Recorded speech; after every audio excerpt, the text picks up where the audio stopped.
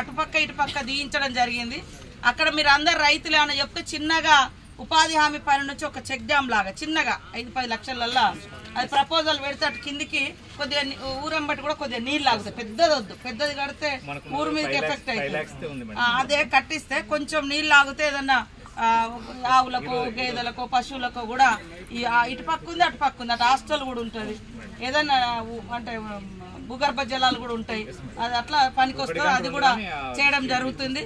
50 లక్షలతోటి ఇక్కడ మనం ఒక కమ్యూనిటీ హాల్ అందరికీ ఉపయోగపడడానికి శాంక్షన్ కూడా చేసినాం. అది స్థలం చూసుకొని అందరు ఏదైనా ఫంక్షన్లు పెళ్ళిళ్ళు ఊరు అవన్నీ అది కూడా ఉంది. తర్వాత మహిళల కోసం కూడా గతంలో కొంత కట్టి పెట్టినాం, అది కూడా మహిళా భవనాన్ని తొందరలోనే కంప్లీట్ చేస్తామని తెలియజేయడం జరుగుతుంది. ఇది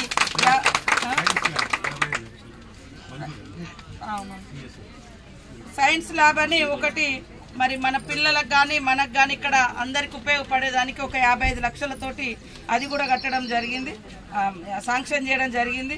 అట్లనే ఈరోజు కూడా కొంతమందికి లబ్ధిదారులకు ఇస్తూ ఉన్నాం.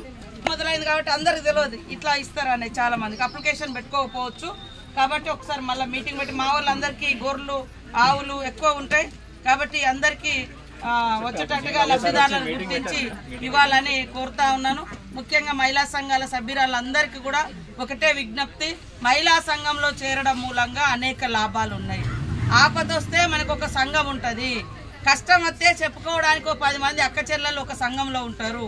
ఒంటరిగా ఉన్నా కూడా సంఘం అనేది మన అందరికీ బలం.